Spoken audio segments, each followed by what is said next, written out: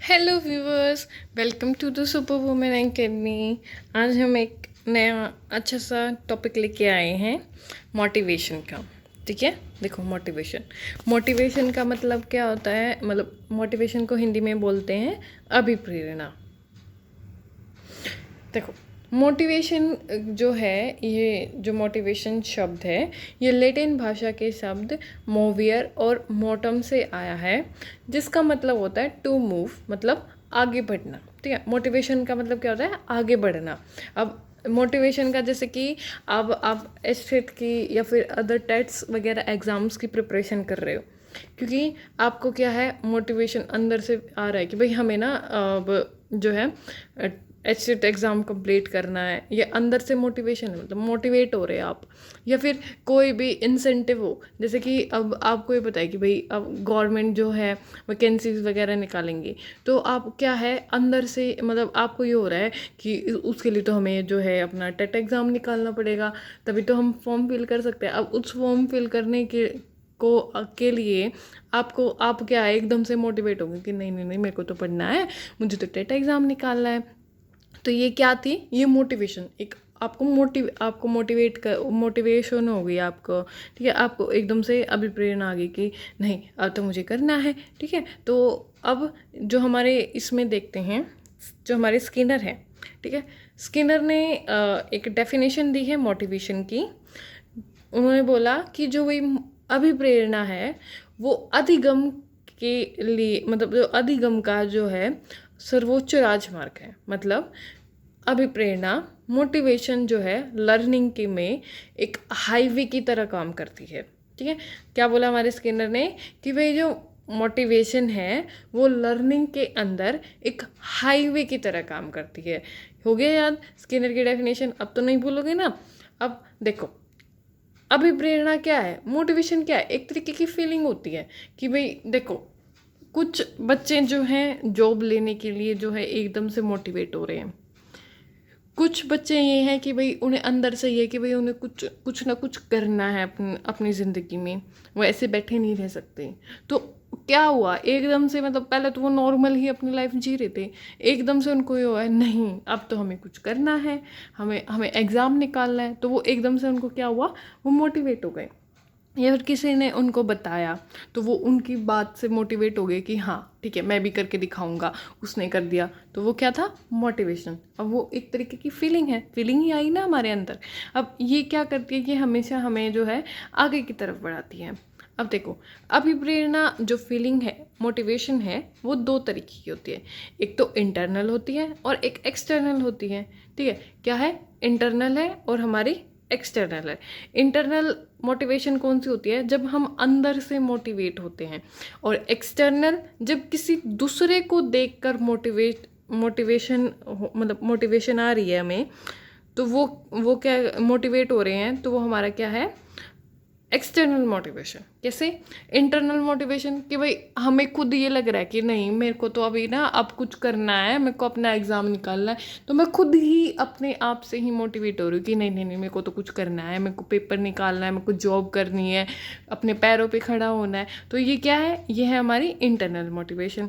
और जो हमारी एक्सटर्नल मोटिवेशन है, उसमें क्या है कि भाई अब देखो, मेरे पड़ोस में ही कोई जॉब लग गया, अब मैं उसको देखकर मोटिवेट हो रही हूँ, मतलब किसी दूसरे पर्सन को, किसी बाहर, ये वो मेरे से तो अलग ही है वो, तो मैं उसको देखकर मोटिवेट हो रही हूँ कि भाई देखो, वो भी जॉब लग गया, वो भी लग गया, मुझे भी लगना है। तो मैं उनको देख के क्या, मैं मोटिवेट होगी। तो ये क्या होगा, एक्सटर्नल मोटिवेशन होगी। ठीक है, अब ये तो थी मोटिवेशन। लेकिन हम जिसको देखकर मोटिवेट होते हैं, वो क्या कहलाते हैं, वो मोटिव्स कहलाते हैं। मोटिव्स मतलब अभिप्रेरक। मतलब मोटिवेशन तो फीलिंग आ गई, ठीक है, अब वो मोटिवेशन वाली फीलिंग भी तो हमें किसी कैसे ना कैसे आई होगी, तो वो क्या कहलाते हैं, अभिप्रेरक। जिसे देखकर आपको मोटिवेशन की फीलिंग आ रही है, वो हमारे क्या कहलाते हैं, वो मोटिव्स कहलाते हैं, अभिप्रेरक कहलाते हैं। ठीक है, अब अभिप्रेरक भी हमारे दो तरीके के होते हैं। एक तो जन्मजात होती है, जिसको हम प्राथमिक या फिर आंतरिक भी बोल सकते हैं। सेकंड होता है हमारा अर्जित, जिसको हम एक्वायर्ड भी मतलब अर्जित एक्वायर्ड, बाहर्य मतलब एक्सटर्नल मोटिव्स, ये हैं हमारे इंटरनल मोटिव्स, और हमारे इंग्लिश में बोलेंगे एक्सटर्नल मोटिव्स, ये हमें समाज से जो आते हैं। देखो, जन्मजात जो हमारे आंतरिक, हमारे प्राथमिक मोटिव्स होते हैं वो क्या होते हैं? हमारे भूख, प्यास, नींद, काम और हमारा विश्राम। जो बच्चा जन्म से ही जो बच्चे के अंदर होते हैं, भूख, प्यास, नींद, काम, विश्राम। देखो, अब बच्चा भूखा है तो कोई उसको ये थोड़ी ना बोलेगा कि भाई तुझे भूख लगी है, तू खाना खा ले। अब वो भूखा होगा तो वो खुद ही खाना खाएगा। अब उसको प्यास लगी होगी तो वो खुद ही तो जाके पानी पिएगा, या किसी को देखकर उसको प्यास लगेगी? ऐसा तो नहीं होता, क्योंकि जो ये जो हमारे 5 हैं, भूख मतलब हंगर, प्यास थ्रस्ट, नींद स्लीप, काम सेक्स, और विश्राम रेस्ट। ठीक है, अब इंसान थका होगा तो वो खुद ही जाके बेड पे सो जाएगा। ठीक है, तो ये क्या है? ये हमारी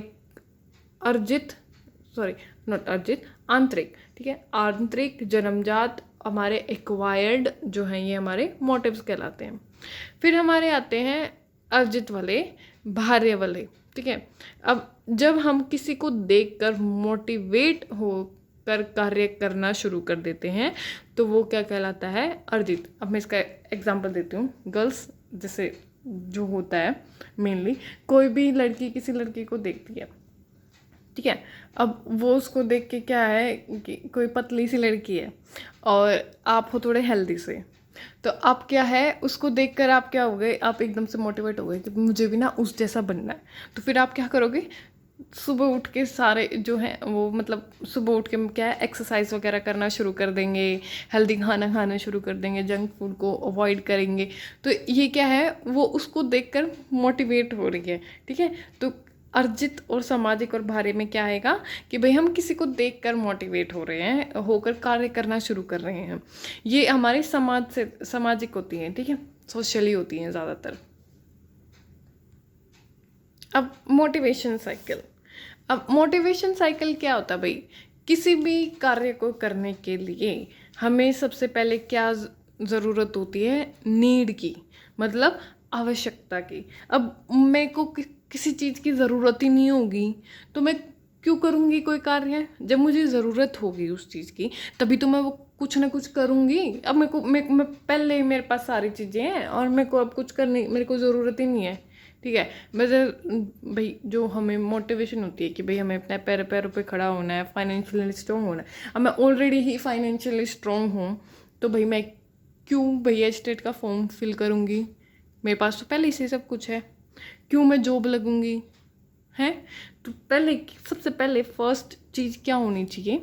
नीड, मतलब हमें आवश्यकता होनी चाहिए। जब हमें आवश्यकता होगी किसी भी चीज़ की तो उसके बाद हमारे अंदर क्या आएगा? ड्राइव आएगा, मतलब चालक अंतर नींद आएगी। ठीक है, मतलब वो जो है सोचेगा कि भाई चलो कुछ करना है, कि भाई मेरी ये ज़रूरत है, अब मुझे इस ज़रूरत पे कुछ काम करना है, तो वो क्या कहलाती है? वो ड्राइव कहलाएगी।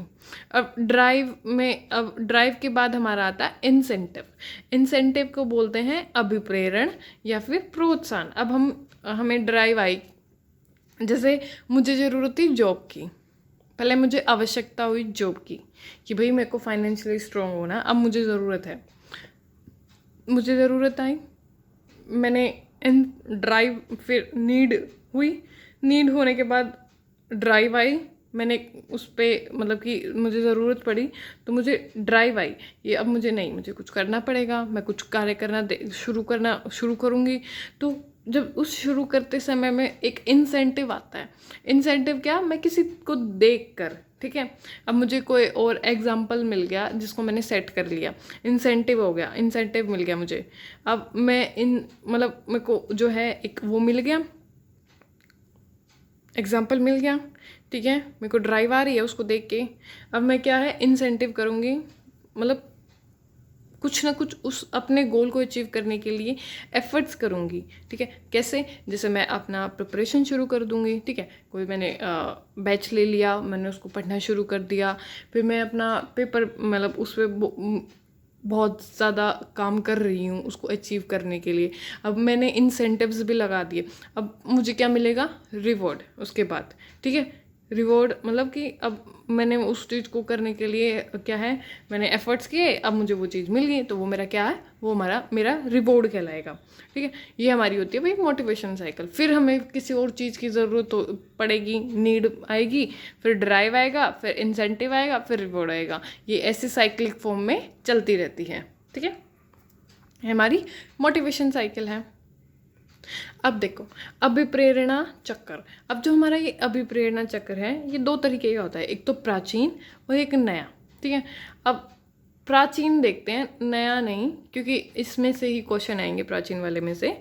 पहले सबसे पहले क्या आई, नीड, मतलब आवश्यकता, ज़रूरत हुई, ज़रूरत है भाई हमें उस चीज़ की। फिर हम ड्राइव आएगी हमें कि नहीं अब तो करना है, एकदम से चालक, अंतर्निहित। फिर आएगा इंसेंटिव, अभिप्रेरण और प्रोत्साहन। ठीक है, पेपर में मतलब देखो बेसिकली जो तीन हमारी ये चीज़ होती हैं, जैसे नीड, ड्राइव और हमारा इंसेंटिव।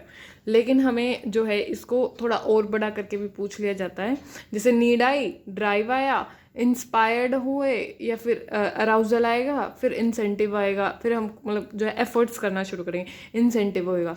या फिर हमें ऐसे पूछ दिया जाता है कि भाई need, drive, arousal, goal oriented, achievement और फिर बिहेवियर में रिडक्शन।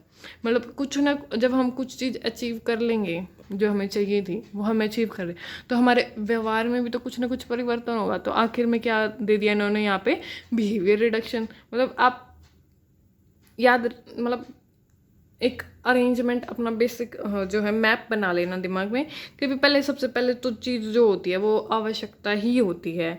फिर आवश्यकता के बाद यहाँ पर नीड और ड्राइव के बीच में आपको कुछ दे दे, या फिर खाली नीड के बाद ड्राइव दे देगा, ड्राइव और इंसेंटिव के बीच में कुछ आपको और वर्ड्स जोड़ देगा, तो वो आपको अरेंज करने होंगे। ठीक है, ये था हमारा अभिप्रेरणा चक्र। अब हम पढ़ेंगे थ्योरीज ऑफ मोटिवेशन। ठीक है, सबसे पहले थ्योरी आती है हमारी मोटिवेशन की, साइको एनालिटिकल थ्योरी। अब जो हमारी ये साइको एनालिटिकल थ्योरी है, ये हमारी किसने दी, सिगमंड फ्रॉइड ने दी। ठीक है, सिगमंड फ्रॉइड ने हमारी कौन सी थ्योरी दी है, साइको एनालिटिकल थ्योरी। वैसे सिगमंड फ्रॉइड ने जो है हमारा वो भी तो दी है ना, साइको सेक्सुअल थ्योरी, जिसमें उन्होंने अपनी स्टेजेस के बारे में बात की गई हुई है, याद है ना सभी को। फिर अब इसमें साइको एनालिटिकल थ्योरी के अंदर क्या है, इन्होंने जो है दो प्रवृत्तियों के बारे में बात की गई है कि भाई बच्चों के अंदर जो है दो तरीके की प्रवृत्तियां होती हैं। एक तो मूल प्रवृत्ति, जिनको हम बोलते हैं रियल इंस्टिंक्ट। दूसरी है हमारी अनकॉन्शियस माइंड, अवचेतन मन। देखो, अनकॉन्शियस माइंड के अंदर उन्होंने तीन हमारी जो है माइंड के बारे में बताया था। हाँ, इड, ईगो, सुपर ईगो, वो तो पर्सनैलिटी है। यस, अनकॉन्शियस माइंड में हमारा क्या है, इड है, ईगो है, सुपर ईगो है, ये तो हमारा इसमें है। लेकिन अभी हमें क्या मोटिवेशन के बारे में पढ़ना है।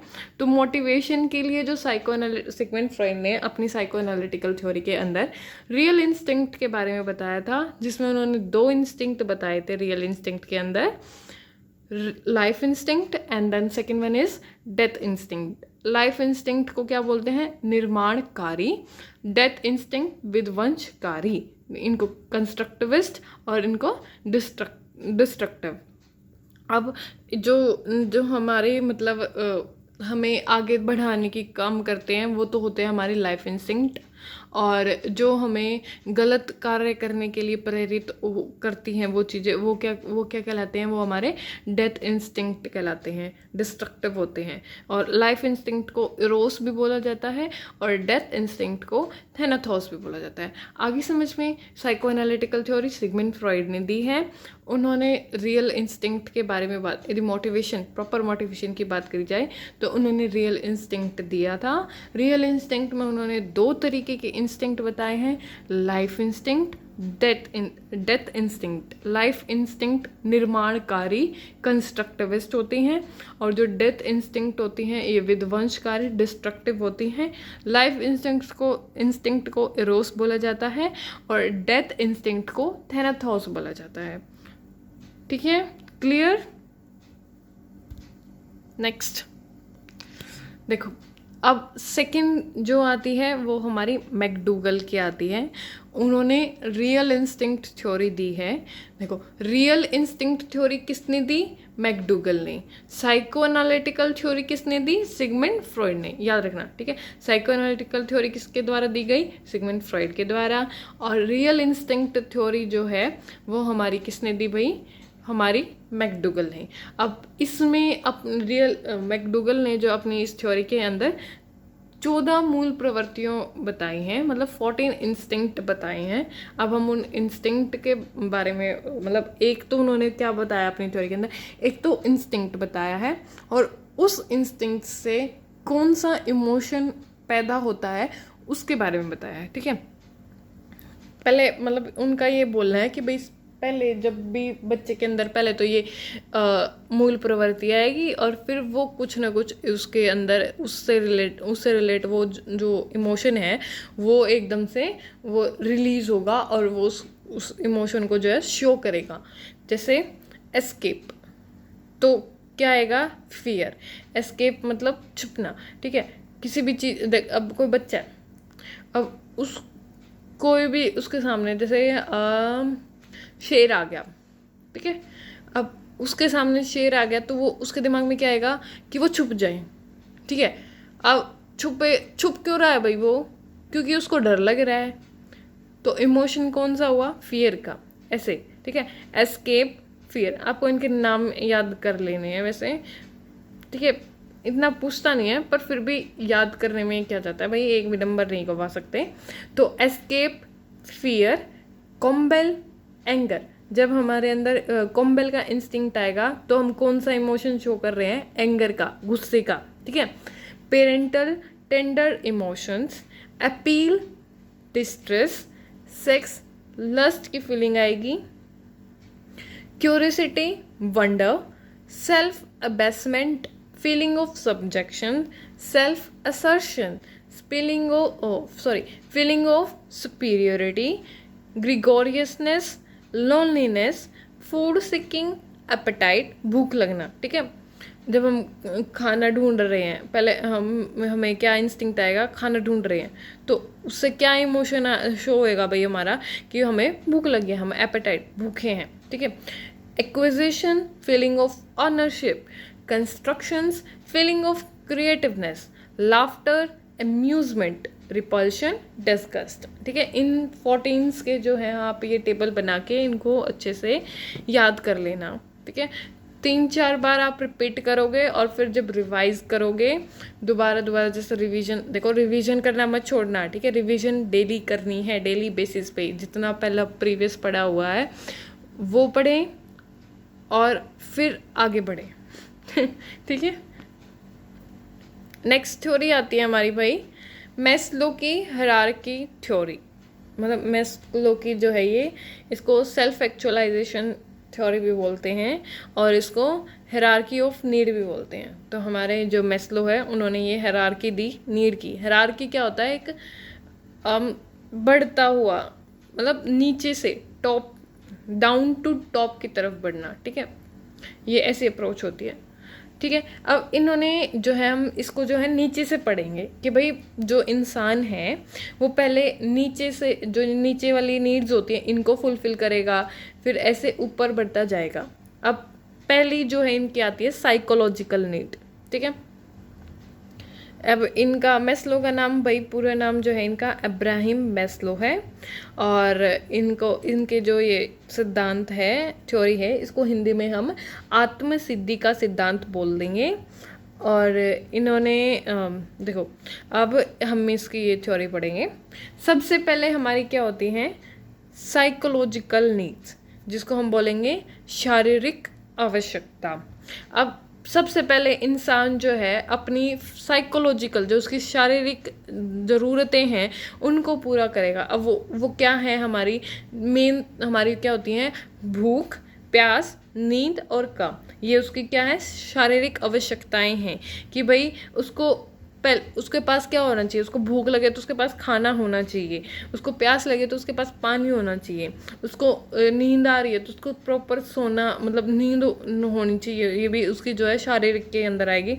और यदि उसको जो है काम, यदि उसको सेक्स डिज़ायर्स हो रही हैं तो वो उसके पास होनी चाहिए। तो ये हमारी क्या है, साइकोलॉजिकल नीड्स होती हैं कि भाई सबसे पहले जो इंसान है अपनी इन नीड्स को पूरा करता है। यदि उसकी जब ये नीड्स पूरी हो जाती हैं तो वो किसकी तरफ बढ़ता है, सेफ्टी नीड्स की तरफ। ठीक है, सेफ्टी नीड देखो इसमें साइकोलॉजिकल नीड्स में और भी दे रखी हैं इन्होंने, जैसे एयर हो गया, वाटर हो गया, फूड हो गया, शेल्टर हो गया, स्लीप होगा, क्लोथिंग होगी और हमारा रिप्रोडक्शन हो गया। ठीक है, अब आगे वो किस पे पड़ेगा, सेफ्टी नीड। अब जब उसने अपनी साइकोलॉजिकल नीड्स जो हैं उनको फुलफिल कर लिया, अब वो आगे मतलब एक स्टेप ऊपर जाएगा कि अब उसको जो है सेफ्टी नीड्स चाहिए अपनी।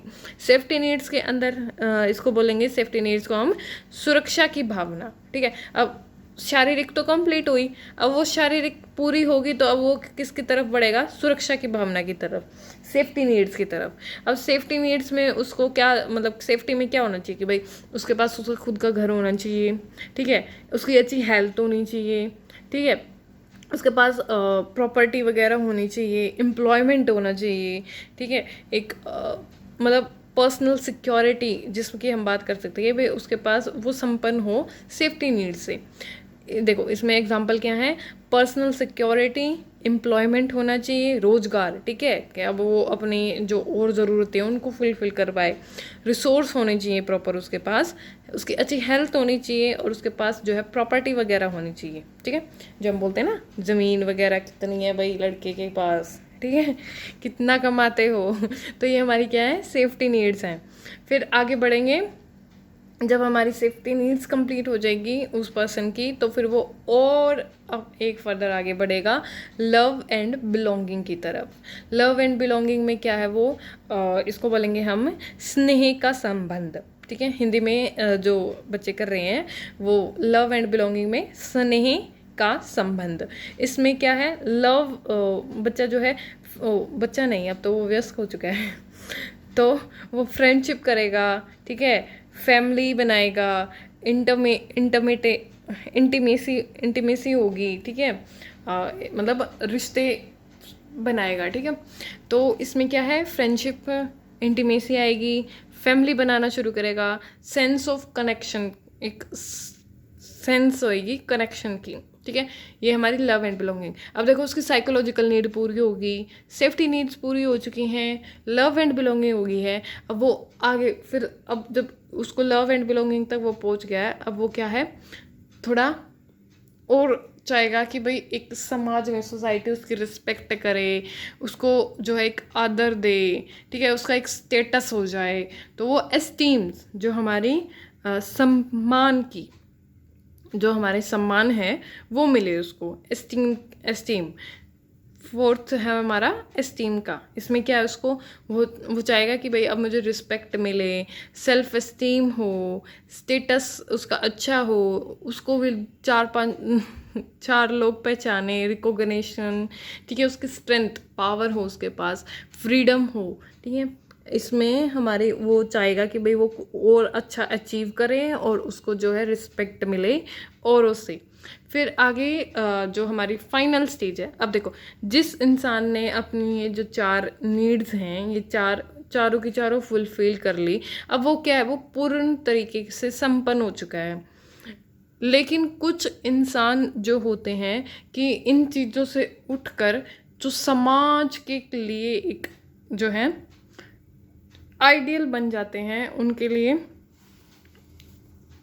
मतलब कुछ ना कुछ अब वो अपनी नीड्स को छोड़कर जो है सोसाइटी को सुधारने की कोशिश करने वाले, या फिर जो औरों के बारे में सोचे। ठीक है, ये जो है सबसे हाई लेवल की आत्म सिद्धि, जो सेल्फ एक्चुअलाइजेशन है, इसको हिंदी में बोलेंगे आत्म सिद्धि। अब उसको जो है कुछ और बड़े लेवल पर करना है, the desire to become the most that one can be, जहाँ पर जैसे कि एलन मस्क हो गई, उसमें हमारे एग्जाम्पल यही आते हैं, जैसे हमारे महात्मा गांधी थे वही है, एलन मस्क हो गए, मोदी जी हो गए, या फिर कोई भी जो हमारी जो फेमस पर्सनालिटीज़ होती हैं उस लेवल तक पहुंचना, वो क्या कहलाता है? वो सेल्फ एक्चुअलाइजेशन कहलाता है। कि भाई उसको अपनी आत्म सिद्धि का ज्ञान हो गया। जैसे हमारी मदर टेरेसा थी, ठीक है, मतलब अचीविंग वनेस्ट